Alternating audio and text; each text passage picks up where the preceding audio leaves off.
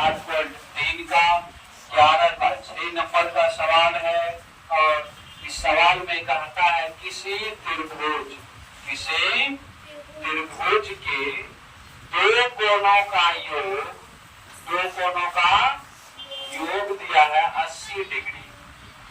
दो कोणों का योग 80 डिग्री है और उनका अंतर 20 डिग्री है। तो त्रिभुज के सभी कोण निकाल। त्रिभुज में कहता है किसी त्रिभुज के दो कोणों का योग 80 डिग्री है और उनका अंतर 20 डिग्री है। तो कहता अन्य सभी कोण का मान ज्ञात है ना। ये तो एक अलग ही मुजस्समा है। जैसे हम लोग पढ़े थे तीनों कोणों का योगफल डायरेक्ट लगाते थे, ये उससे थोड़ा दूर से आया है। यहाँ पर हम लोग क्या करते हैं, मान लेते हैं। माना कि ए बी सी एक त्रिभुज है। ABC एक त्रिभुज है जिसमें है ना, जिसमें क्या होगा, यहाँ से कोण A बराबर x मानते हैं, कोण B बराबर मानते हैं y। A बराबर x और B बराबर y मानते हैं। अब प्रश्न में कहता है, प्रश्न में क्या कहता है देखिए, प्रश्न से दोनों कोण का योग कितना है बाबू, 80 डिग्री। कितना है, 80 डिग्री है। तो A का मान हमने x माना, B का मान क्या माना, y बराबर 80 डिग्री। समीकरण नंबर 1 मानेंगे। आपको बोले नहीं, यह एक अलग ही मुजस्समा है, जैसे पहले बनाते थे उससे अलग है। अब कहता इसी दो कोण का अंतर कहता, अलग नहीं, कौन सी नहीं, इसी दोनों का अंतर कहता है AGAIN। अगेन अब ये होगा कोण A माइनस कोण D। 20 डिग्री दिया है बाबू। x का कोण A का मान x, B का मान y।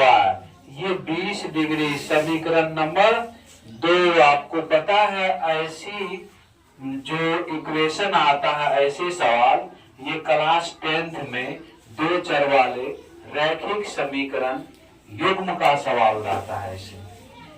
और 9th क्लास में ऐसे सवाल भी है, लेकिन उसमें ग्राफीय विधि से हल है, बीजगणितीय विधि से हल। ये सर्वप्रथम चालू होता है 10th क्लास में, और ये सवाल आपके 9th क्लास में डॉक्टर केसी सिन्हा में दिया गया है। और ऐसे सवाल को 5 तरीका से बनाया जा सकता है न। उन 5 तरीका का नाम है प्रतिस्थापन विधि, तुलनात्मक विधि, लुप्तीकरण विधि, वज्र गुणन विधि, अनुपात निर्णय विधि। ये 5 तरीका से बन सकता है। फिलहाल हम आपको एक तरीका से बनाते हैं जिसका नाम है लुप्तीकरण विधि। लुप्तीकरण विधि, इसी का दूसरा नाम टेक्स्ट बुक की किताब में, टेक्स्ट बुक में रहते हैं विलोपन विधि। समीकरण 2 हो गया। अब यहां से भाषा लिखेंगे। समीकरण 1 और 2 को हल करने पर, 1 और 2 को हल करने पर, समीकरण 1 और 2 को हल करेंगे। समीकरण 1 और 2 को हल करते हैं। यहां से देखिए 1 और 2 को हल करेंगे तो समीकरण 1, देखिए यहाँ पे एक चर को विलोपन विधि में घटाना पड़ता है। तो यहां से लिखेंगे x प्लस y बराबर 80 डिग्री, x माइनस y बराबर बाबू कितना है, 20 डिग्री है। अब ये इस तरह से हल होता है विलोपन विधि में या लुप्तीकरण विधि में। इसमें एक चर को घटाना होता है, अलजेब्रा का जोड़ या घटाव होगा। यहाँ जब साइन डिफरेंट होता है तो जोड़ते हैं, साइन डिफरेंट होता है तो जोड़ते हैं, सेम होता है तो घटाते हैं। ये प्लस में माइनस में कैंसिल, एगो एक्स काय गो एक्स, दो गो एक्स जोड़े हैं ना, तो बाबू 80 20 क्या हो गया, 100 हो गया। एक्स गुना में, दो गुना में है, उधर जाएंगे तो भागा में, तो बच्चों ये क्या निकल के आया, x बराबर 50 डिग्री। क्या निकल के आया, 50 डिग्री। अब ये x का मान समीकरण 1 या 2 में रखेंगे तो y का मान निकलेगा x बराबर 50 डिग्री।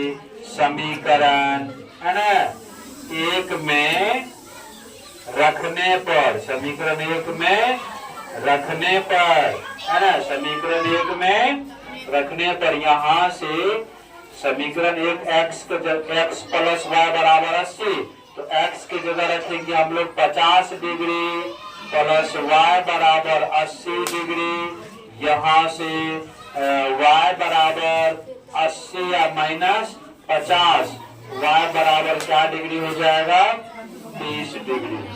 y बराबर 30। x और y का मान आ गया। जब दो कोण पता हो गया तो तीसरा कोण आसानी से निकालेंगे त्रिभुज के कोण योग गुणधर्म से।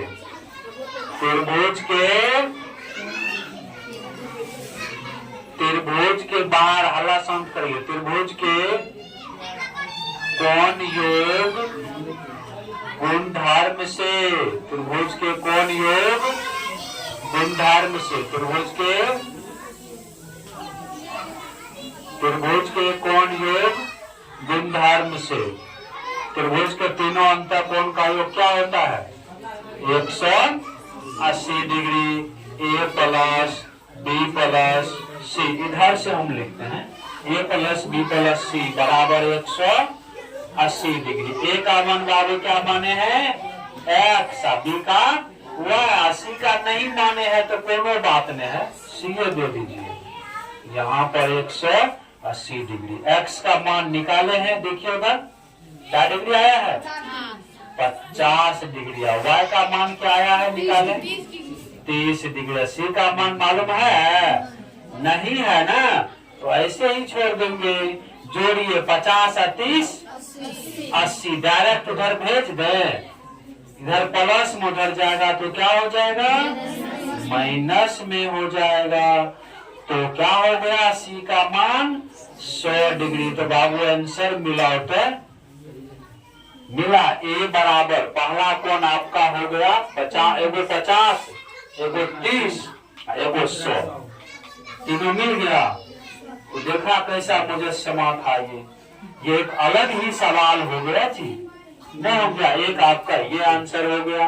या आप अतः करके लिख सकते हैं, अतः कोण ए बराबर x बराबर 50 डिग्री और कोण बी बराबर y बराबर 30 डिग्री, कोण सी बराबर 100 डिग्री। आप एक त्रिभुज आप बना सकते हैं आसानी से ना, बना दीजिए।